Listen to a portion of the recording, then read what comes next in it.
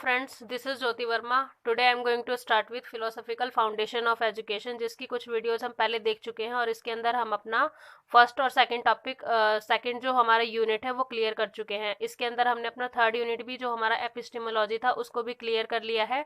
और अब हम अपना फोर्थ यूनिट कवर कर रहे हैं इस सब्जेक्ट का, यानी फिलोसॉफिकल फाउंडेशन ऑफ एजुकेशन का फोर्थ यूनिट हम कवर कर रहे हैं, जिसके अंदर हम इंडियन और वेस्टर्न जो हमारे थिंकर्स हैं उनके बारे में पढ़ रहे हैं। थिंकर्स मतलब जो हमारे फिलोसोफर्स हैं, उन्होंने अपनी क्या क्या विचारधारा हमारे सामने रखी, या क्या क्या दर्शन था उनका, क्या क्या उनके हिसाब से उनकी फिलॉसफी क्या क्या थी, उसके हिसाब से हम इनके सभी पॉइंट्स को पढ़ रहे हैं। और हमने इससे पहले एक वीडियो देखी थी जिसके अंदर हमने देखा कि महात्मा गांधी के क्या क्या विचार थे, क्या क्या थॉट्स थे। और आज हम देखेंगे रविन्द्रनाथ टैगोर के शैक्षिक विचार, यानी भारतीय चिंतन। हमारा इंडियन थिंकर है, जो हमारे इंडियन थिंकर भारतीय चिंतन के हिसाब से रविन्द्रनाथ टैगोर हैं, उनके शैक्षिक विचार क्या क्या हैं। Educational thoughts of Rabindranath Tagore. So friends, इसके अंदर सबसे पहले हम देखेंगे टैगोर का जीवन और कार्य। जो रविन्द्रनाथ टैगोर थे, उनका जीवन क्या था और उनके जीवन में क्या क्या चीज़ें थी, उनकी क्या क्या मेन पॉइंट्स थे और उनके कार्य क्या क्या थे। तो इसके अंदर आगे देखेंगे टैगोर का जन्म 6 मई 1861 यानी 1861 में कलकत्ता में हुआ था। इनके पिता देवेंद्रनाथ टैगोर एक प्रसिद्ध समाज सुधारक मतलब सोशल वर्कर थे, एक तरीके से विद्वान थे, संस्कृति प्रेमी थे और धार्मिक व्यक्ति थे। तो इनका जो एक तरीके से क्या था, इनके पिता का सारा प्रभाव इनके ऊपर पड़ा था। टैगोर पर इनके पिता का अत्यधिक प्रभाव पड़ा। आगे है इसमें, प्रारंभिक शिक्षा के लिए इन्हें ओरिएंटल सेमिनरी, उसके बाद नॉर्मल स्कूल, इसके बाद ये कहाँ गए, बंगाल एकेडमी। बंगाल एकेडमी के बाद उन्होंने क्या किया, सेंट जेवियर स्कूल में इनको भेजा गया इनके पिता के द्वारा। लेकिन इनका कहीं भी मन नहीं लगा। इनका मतलब एक तरीके से ये जो हमारे दार्शनिक है, ये क्या है, प्रकृतिवादी है। यानी रविन्द्रनाथ टैगोर जो है वो नेचुरलिज्म को फॉलो करते हैं कि नेचर से रिलेटेड जो हमारी शिक्षा होनी चाहिए वो नेचर से रिलेटेड होनी चाहिए। इसीलिए इनका किसी भी मतलब अपनी स्टडी के टाइम पे इनका किसी भी ऐसे कोचिंग या किसी भी ऐसे स्कूल में मन नहीं लगा जहाँ पर ये प्रकृतिवादी स्कूल या विद्यालय नहीं था। नेक्स्ट इनके हिसाब से है, टैगोर ने अपने जीवन काल में अनेक ग्रंथ की रचना की। मतलब इन्होंने बहुत सारे ऐसे ग्रंथ लिखे, होली बुक्स लिखी, और बहुत सारे एक तरीके से हम कह सकते हैं कि कला और साहित्य में भी इनका बहुत ही इनकी रुचि थी। आगे है इसके अंदर, शिक्षा, संगीत, कला और साहित्य के अध्ययन में इन्होंने अपना संपूर्ण जीवन लगाया। इनका सबसे महत्वपूर्ण कार्य शांति निकेतन की स्थापना थी। मतलब इनके जीवन का सबसे महत्वपूर्ण कार्य क्या था, शांति निकेतन की स्थापना करना। आगे हम देखेंगे टैगोर के दार्शनिक विचार, यानी philosophical ideas of Tagore. Tagore के क्या क्या दार्शनिक विचार थे, तो इसके अंदर हम देखेंगे टैगोर की फिलॉसफी। टैगोर के दार्शनिक विचारों पर इनके पिता व इनके संपर्क में आने वाले अन्य लोगों का प्रभाव पड़ा।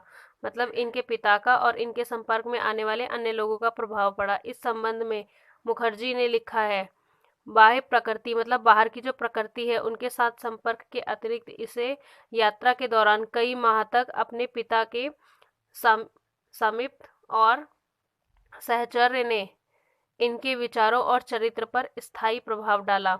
टैगोर के अनुसार मनुष्य की आत्मा का लक्ष्य ब्रह्म से लीन होना नहीं है। मतलब इनका लक्ष्य ये नहीं है कि ब्रह्म से लीन होना, इनका लक्ष्य क्या है, अपने को पूर्ण बनाना। इन्होंने लिखा है, ईश्वर पूर्णता का अत्यंत आदर्श है और मनुष्य अनंत को प्राप्त करने की शाश्वत प्रक्रिया है। आगे हम देखेंगे टैगोर का शिक्षा दर्शन, मतलब इनकी जो एजुकेशनल फिलॉसफी थी वो क्या थी।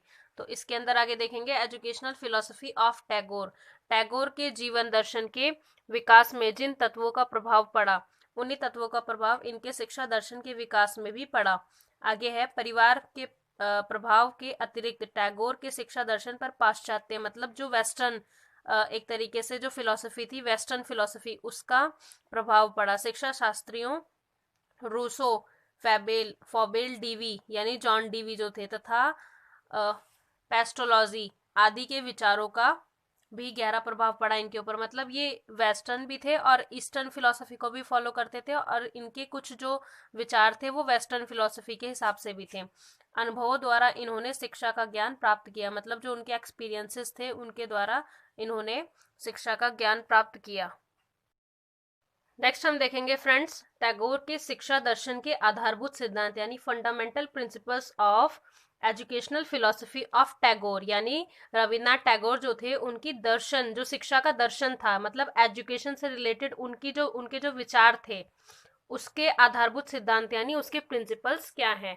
तो सबसे पहला है पृथ्वी, जो एक तरीके से बोलते हैं वो कि जो हमारी पृथ्वी है या जो हमारी प्रकृति है, प्रकृति की गोद में शिक्षा होनी चाहिए। मतलब जो हमारी शिक्षा है वो प्रकृति से रिलेटेड, प्रकृति से एक तरीके से हम जो हमारे जन्म के बाद क्या होता है, हम प्रकृति से या हमारे पर्यावरण से घिरे हुए होते हैं, तो प्रकृति की गोद में शिक्षा होनी चाहिए। सेकंड इन्होंने कहा शिक्षा में स्वतंत्रता, मतलब शिक्षा में इंडिपेंडेंस होनी चाहिए। ये नहीं कि आप एजुकेशन दे रहे हैं तो आप किसी भी ऐसा अनुशासन बना दिया आपने, या कोई भी ऐसा अनुशासन आपने स्कूल के अंदर बना दिया जैसे बच्चों के साथ दंडात्मक व्यवहार करना, यानी उनको मारना पीटना, ये सब चीज़ें, या फिर उनके साथ कुछ भी डांट के कोई वर्क कराना, तो ये चीज़ें नहीं होनी चाहिए। जो शिक्षा होनी चाहिए वो स्वतंत्रता के साथ होनी चाहिए, मतलब इंडिपेंडेंस होना चाहिए उसके अंदर। थर्ड है इसके अंदर मनुष्य की पूर्णता, मनुष्य की पूर्णता की शिक्षा। फोर्थ है इसके अंदर शिक्षा का माध्यम जो होना चाहिए वो मातृभाषा होना चाहिए, क्योंकि जिस जगह पर वो रह रहा है, जो उसकी मातृभाषा है, जो उसके एनवायरनमेंट में बोले जाने वाली भाषा है, वो उसी भाषा को सबसे ज्यादा समझेगा जो उसने बचपन से सुनी है, ऑब्जर्व की है। फिफ्थ है इसके अंदर राष्ट्रीय शिक्षा, मतलब शिक्षा जो होनी चाहिए वो नेशन से रिलेटेड होनी चाहिए, मतलब हमारी नेशनल एजुकेशन होनी चाहिए। सिक्स्थ है हमारी भारतीय संस्कृति की शिक्षा, यानी इंडियन कल्चर जो होता है उसकी शिक्षा देना बच्चों को, मतलब इंडियन कल्चर से एक तरीके से परिचित कराना, इंडियन कल्चर को बच्चों के सामने इंट्रोड्यूस कराना।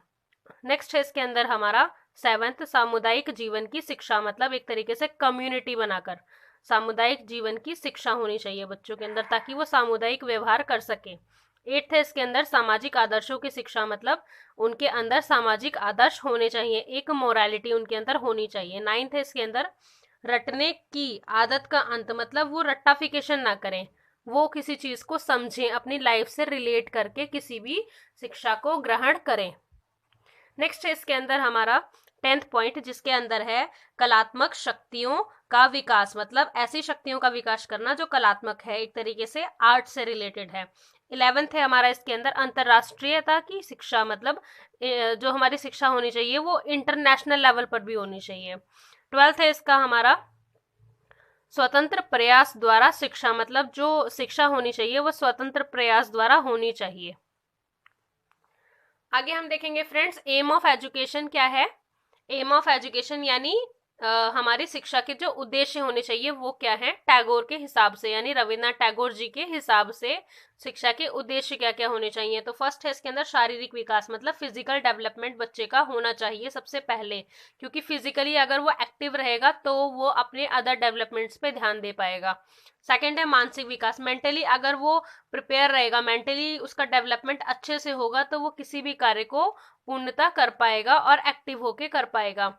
नेक्स्ट है हमारा इसके अंदर नैतिक एवं आध्यात्मिक विकास, यानी मोरल एंड स्पिरिचुअल डेवलपमेंट, मतलब मोरालिटी उसके अंदर होनी चाहिए, नैतिकता उसके अंदर होनी चाहिए, समाज के अंदर जो जो नैतिक मूल्य होते हैं उनका पालन उस बच्चे को करना चाहिए, मतलब शिक्षा के उद्देश्य के अंदर है कि बच्चों को क्या क्या सिखाना है।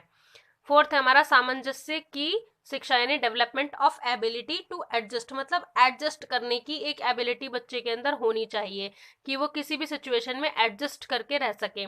फिफ्थ है इसके अंदर सामाजिक विकास एवं अंतर्राष्ट्रीय दृष्टिकोणों का विकास, मतलब social development and development of international understanding, मतलब सोशल डेवलपमेंट भी होना चाहिए और डेवलपमेंट किसका होना चाहिए, इंटरनेशनल अंडरस्टैंडिंग का भी डेवलपमेंट होना चाहिए इसके अंदर। तो ये थे हमारे M of education Tagore ji के हिसाब से जो शिक्षा के उद्देश्य हैं।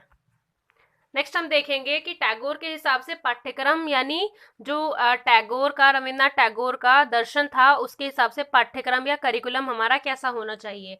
तो इसके अंदर है टैगोर ने अपने समय के भारतीय विद्यालयों में प्रचलित होने वाले पाठ्यक्रम को दोषपूर्ण बताया, मतलब जो उन्होंने अपने समय में पाठ्यक्रम या करिकुलम को देखा था उसको दोषपूर्ण बताया कि उसके अंदर दोष है।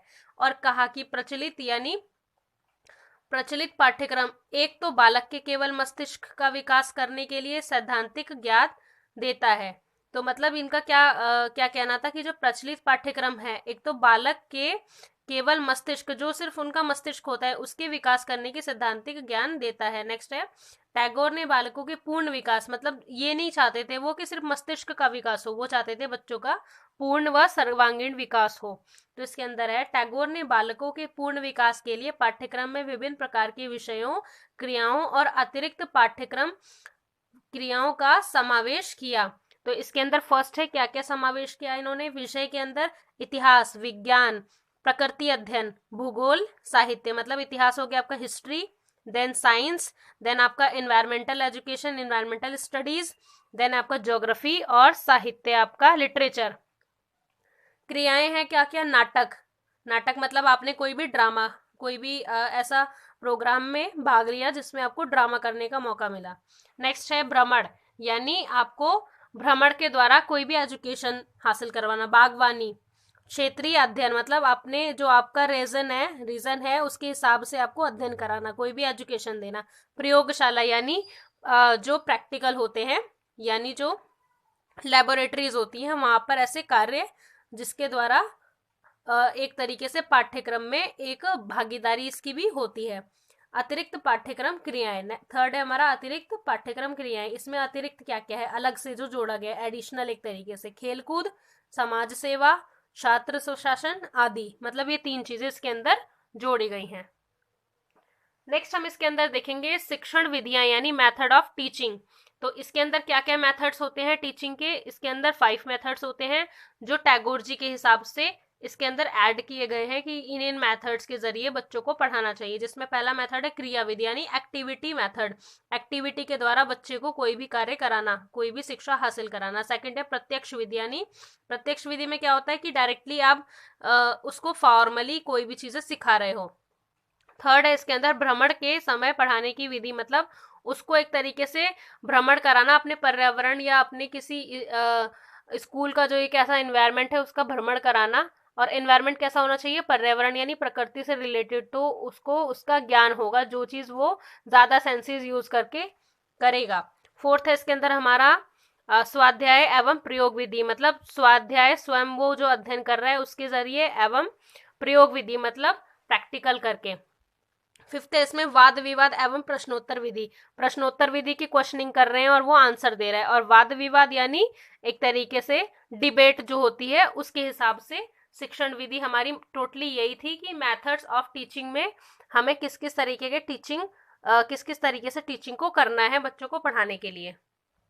नेक्स्ट हम देखेंगे विद्यालय या स्कूल, स्कूल कैसे होने चाहिए टैगोर जी के हिसाब से। टैगोर के अनुसार विद्यालय प्राचीन भारत में प्रचलित गुरु आश्रम, मतलब पहले जो प्राचीन भारत में एंशियंट इंडिया जो था उसके टाइम पर क्या था, गुरु के आश्रम हुआ करते थे, गुरु हमें पढ़ाते थे, गुरु आश्रम के समान होना चाहिए, जो नगर की हलचल से दूर हो। जो ऐसा नहीं है कि आपने कहीं भी सोसाइटी के अंदर कोई कोचिंग सेंटर या कोई स्कूल खोल दिया जहां पर आसपास में ट्रैफिक की आवाज आ रही है या घरेलू मतलब कुछ भी ऐसा व्यवहार हो रहा है वहां पे, या फिर कोई साउंड सिस्टम यूज कर रहा है तो उसकी आवाज आ रही है, ये चीज उनको विद्यालय में नहीं चाहिए थी। वो ये चाह रहे थे कि नगर से दूर हो, जिस शहर में इन सब चीजों का कुछ ऐसा, मतलब हम क्या कहना चाह रहे हैं इसके अंदर कि नगर से दूर होना चाहिए ये चीज, जो नगर के हलचल से दूर प्रकृति की शांत वातावरण में अव्यवस्थित हो।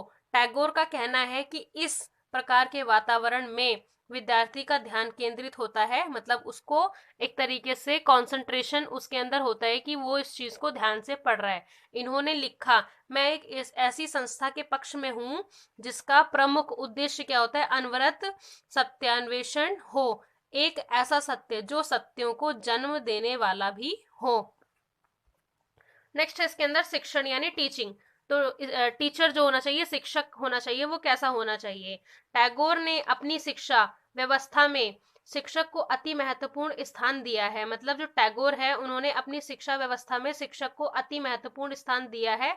शिक्षक के महत्व को प्रतिपादित करते हुए टैगोर लिखते हैं, जिस किसी मार्ग की खोज हम इधर उधर करें, मतलब जो भी मार्ग है उसकी खोज अगर हम इधर उधर कर रहे हैं, अंत में क्या होता है, हम इस अडिग सत्य तक, मतलब उस अडिग सत्य तक पहुंचते हैं कि शिक्षा केवल एक शिक्षक द्वारा ही दी जा सकती है। मतलब शिक्षक जो है वो एक मार्गदर्शक है, एक फैसिलिटेटर है, बच्चे को व्यवस्थाएं प्रदान करने वाला है, फैसिलिटेट करने वाला है। नेक्स्ट है बालक कैसा होना चाहिए टैगोर जी के हिसाब से, मतलब उनके हिसाब से जो एक विद्यार्थी है वो कैसा होना चाहिए। तो इसके अंदर है, टैगोर ने बालक को दैवी प्रकार से युक्त माना है, मतलब दैवी प्रकार से उन्होंने युक्त माना है और उसमें कुछ आवश्यक गुणों की अपेक्षा की है। ये गुण क्या क्या है, व्यवहार में विनम्रता होनी चाहिए, आचरण में व्यवस्था होनी चाहिए, आज्ञा का पालन होना चाहिए, स्वास्थ्य शरीर एवं वातावरण की सफाई होनी चाहिए, दोषपूर्ण बातों से अलग रहना है, जो बातें दोषपूर्ण है उन बातों से अलग रहना है। उसके बाद है आत्मानुभूति होनी चाहिए, साधना होनी चाहिए, तपस्या होनी चाहिए, भक्ति होनी चाहिए और वैज्ञानिक दृष्टिकोण होने चाहिए। ये सारी चीजें हैं जो बालक के अंदर होनी चाहिए शिक्षा को ग्रहण करने के लिए। लास्ट इसके अंदर हम देखेंगे कि अनुशासन या डिसिप्लिन इनके हिसाब से कैसा होना चाहिए शिक्षा के अंदर, यानी इनके दर्शन के हिसाब से एक अनुशासन का क्या अभिप्राय है। टैगोर ने बालक को कठोर दंड देने का विरोध किया, मतलब टैगोर ने विरोध किया कि बालक को कठोर दंड नहीं देना है, यानी अनुशासन दमनात्मक नहीं होना चाहिए। इन्होंने लिखा कि बालकों को कठोर दंड देते हैं, जो शिक्षक बालकों को कठोर दंड देते हैं वो खुद दोषी पाए जाते हैं, यानी उनके अंदर एक दोष है कि वो बच्चों को इस तरीके से उनके साथ ऐसा बिहेव कर रहे हैं।